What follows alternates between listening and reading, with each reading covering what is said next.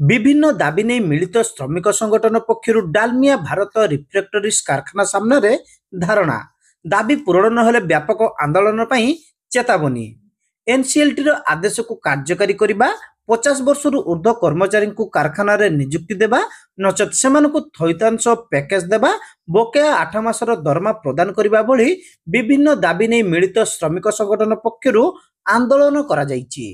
एथिरे बहु कर्मचारी एवं सेमानकर परिवारर महिला माने मध्य सामिल होइछन्ति। एही सबु दाबी नै श्रमिक संगठनर कर्मकर्ता माने बालेश्वर शिल्पांचल थाना बामपदा स्थित डालमिया भारत रिफ्रेक्टरीज अर्थात पुराना बिरला टायर्स कारखाना सामने धारणा रे बसिछन्ति। गत 6 तारिखरु संगठन पक्षरु आंदोलन आरंभ होइतिला, तेबे आजिठारु एहाकु व्यापक करा जायछि। प्रथम शिफ्ट आरंभ होगा पूर्व से कारखाना कर्तृपक्ष को भीतर को न छाड़ी मुख्य फाटक सामने धारणा रे बसते दाबी पूरण न हेबा जाए धारणा जारी रहिबो बोली मिलित श्रमिक संगठन पक्षरु चेतावनी दिया जायछि।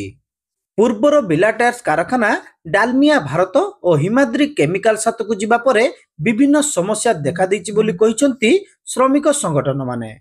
बिरला टायर्स रे काम करुवा श्रमिक मानकु काम रे न रखी बाहर श्रमिक मानकु नियुक्ति दियाउतबा अभियोग होइछि।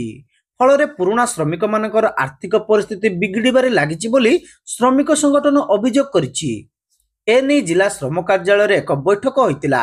जिलापाल एक कमिटी गठन करी समस्यार समाधान पई प्रतिश्रुति मध्य दैतिले, मात्र कारखाना कर्तृपक्ष प्रशासनर निर्देश को खातिर न करी बाहर श्रमिक मानकु आनी नियुक्ति दैतिला। सेहीपरि कर्तृपक्ष कोलकाता को 105 जन श्रमिक को डकाई सेमानक भितर 46 जन को नियुक्ति देइतिला।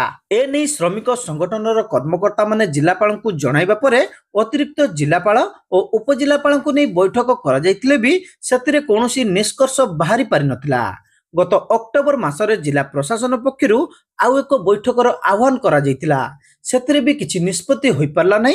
चलित मास 5 तारिख रे कारखाना कर्तृपक्ष 6 जन को नियुक्ति पई डाकितिले। एहाकु नै संगठनर कर्मकर्ता मध्य असंतोष देखा दैतिला एवं बाध्य होई शेषरे मिलित श्रमिक संगठन आंदोलन को ओलाइतिबा कहिसंती। आसंता 20 तारिख सुधा समाधान नहेले राजरास्ता को ओलाइबा पई मिलित श्रमिक संगठन चेतावनी दैछि।